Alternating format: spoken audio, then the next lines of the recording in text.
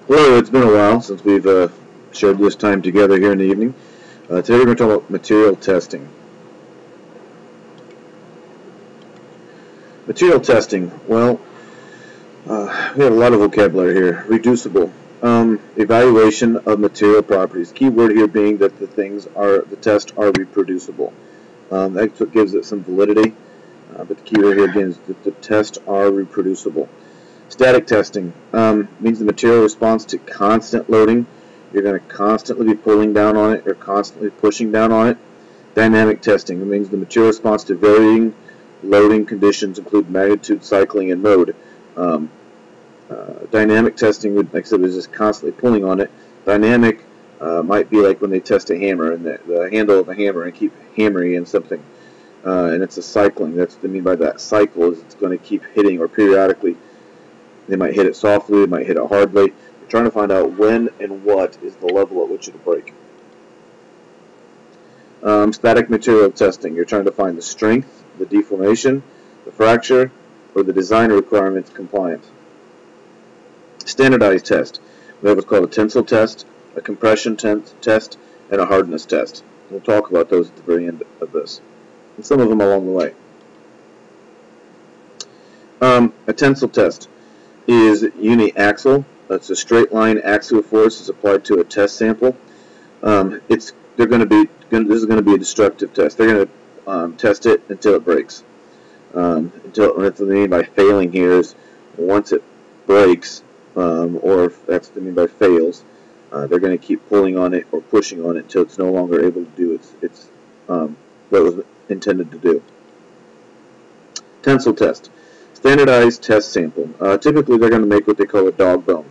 And here we've got an example of a dog bone here. It's a piece of metal. As you can see, they've milled it down, put it on a lathe, and right here is the dog bone part of it. It ensures meaningful and reproducible results. It gives us a uniform cross section. All right, and this one here has been tested, as it looks to me, because it looks like it's been elongated. And this is also another one. They have two different ways. One will clamp on at the ends, and they pull it, and the other one is when they screw it into the two sides, and they still pull it apart. Here's an example of this. The dog bone is created to test specifications. This right here is some typical measurements they use when they're trying to test a material. Here on the left, here you can see that they've clamped onto it. Over here on the right is an example of where it's screwed in, and they're going to test it by screwing it in. Just two different methods of doing the exact same test. Again, here are these specific measurements that they'll use, they'll set it up with.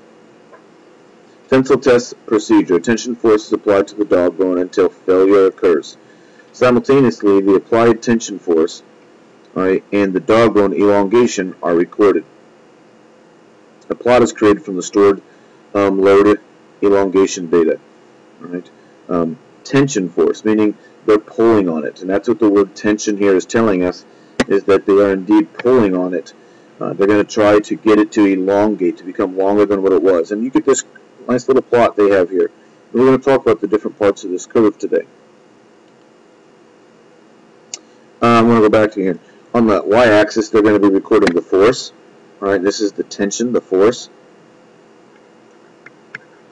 And then down here is this little symbol down here is how much has it been elongated. Alright, as you apply a certain amount of force to it, it's going to start to elongate. You'll notice to start off with, it takes a lot of force to get it to elongate. It goes a long force, and they get a little bit of elongation. Later on, we get a little bit of force, but at the same time, now we're starting to get a much longer elongation. Alright, tensile test data. Sample test A and B are 230 red brass. This is the type of brass. Test sample A has a diameter of 0.125. Test sample B has a diameter of 0.375. If both samples are tested to failure, will the applied tension force and elongation be the same for both tests? No. The answer is no. And why? Well, I think it makes sense, right, as you look at this, but we'll go into these details. Long elongation results are dependent upon the sample size. Larger sample indicates larger load elongation. This right here is thicker. It's going to take more force to get it to elongate. So you're not going to get the same results. You're going to get more force to cut. You're going to require a lot more force to get it to elongate. Larger sample indicates larger load elongation, meaning it takes more force to get it to elongate.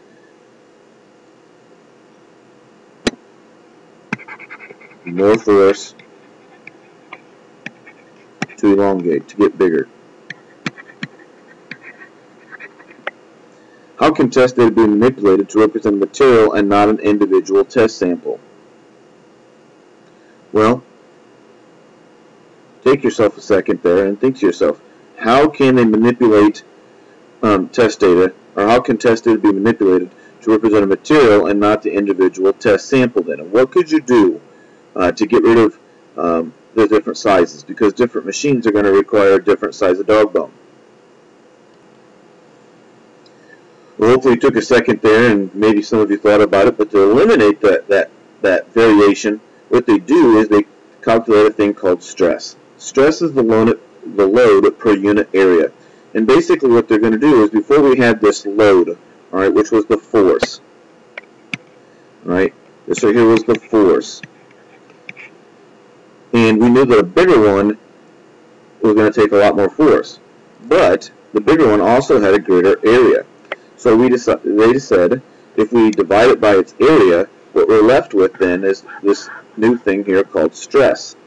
And here is our equation then for stress. Let's take a look at the example here. Calculate the stress in the dog bone with a 430 applied force. Well, in this here then, our force is going to be the 430. We've got to find the area. So I'm going to pause it here for a second, and let's go about finding that area. Notice here that you're telling us down here that this is 0.125 is the distance here. I mean, that would be the diameter. So the radius would be half of that. I calculated the area here, and I got an area of 0.0123. So when we divide this, we take 430 and divide it by the area. 430 divided by that 0.0123, and we get an answer then, a stress that's equal to 34,959.3. Now what's going to be units on this? Well, this is pounds, and over here we're dealing in inches, so it's pounds and not pound inches, I'm sorry, pound inches. Okay, our units here, it was force, which is pounds, divided by the area, which is inches squared. So it is pounds per inch squared, and that's going to be our stress here. Again, we found the units by saying what was the force in? Well, it was in pounds, and this was inches squared, so it's pounds per inch squared.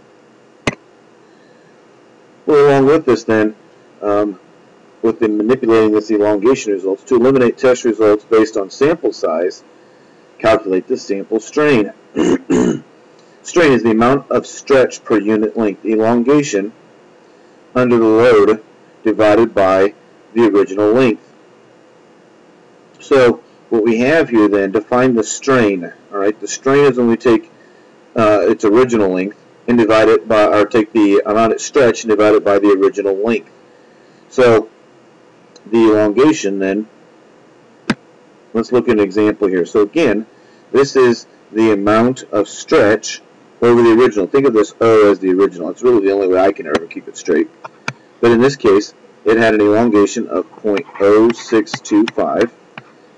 Excuse me. And it had an original. We're talking about this length right here. This is the original length. That's the part that's going to stretch.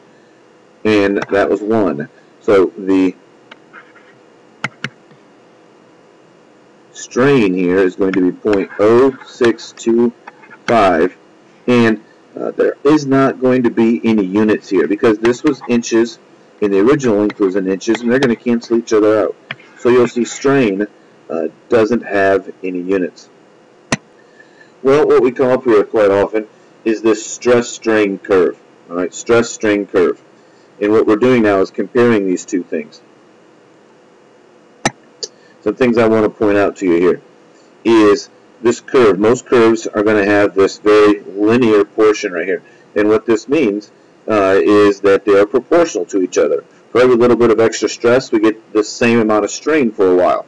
And this is what's called the elastic range, or the proportional limit, the stress at which proportionality ceases. All right. This is called the elastic range. And what this typically means is you can pull on it, you're going to get a very small amount of strain, and then when you stop pulling on it, it's going to snap back. It's going to go back to what it was originally. Think of this like a rubber band. You can pull on a rubber band to a certain extent, and it'll snap back to its original place. There's a certain point with a rubber band where you can keep pulling on it, and it gets past that elastic range. You've ruined it. The same thing with the slinky, a spring. You can pull it past its elastic range. The other thing we talked about then here is this is called the modulus of elasticity. I know, another modulus word. The modulus of elasticity, the proportional constant, the ratio. It is the ratio, then, of the stress and the strain. And the elasticity is, we have this capital E. A measure of stiffness, the ability of a material to resist stretching when loaded, an inherent property of a given material. So this right here is called the modulus of elasticity. If the load is removed, the test sample will return to its original length. We've talked about that. Well, this is what we call the elastic limit right here. This is the uppermost stress of elastic behavior. This is where, as far as we could pull that rubber band before it fell apart. Anything more than that, that rubber band is going to come apart. Elastic and proportional limits are almost identical, the elastic limit being slightly higher. We're just to that very edge. If I pull it any more, that rubber band any farther, or that spring any farther, it's not going to snap back to how it originally was. Essentially, the rubber band would no longer be the same size that it was originally. All right, this is going to be our last slide for here this evening. We'll still have some more notes to take tomorrow. But we have this tensile test stress-strain curve. And in physics, we talk about this a lot, and that's the area underneath the curve. All right, we have this area underneath the curve. Well, when it comes to the stress-strain curve, the area underneath it is what we call the resilience. This is the resilience. Well, if something's resilient, it's a measurement of, we can say, hey, that kid's all right, he's pretty resilient, or hey, those kids from over there are pretty resilient, or it's a resilient cold, meaning it can withstand a lot of stuff before you can kill that cold. We talk about bugs that build up resilience to insecticides. Well, when it comes to metals or materials, we have that same word we can use, resilience. The area underneath the curve is the measure of the resilience, or how it's a measure of how much it can snap back. The larger the resilience, obviously, the harder the more likely it's going to be to snapping back to its original size.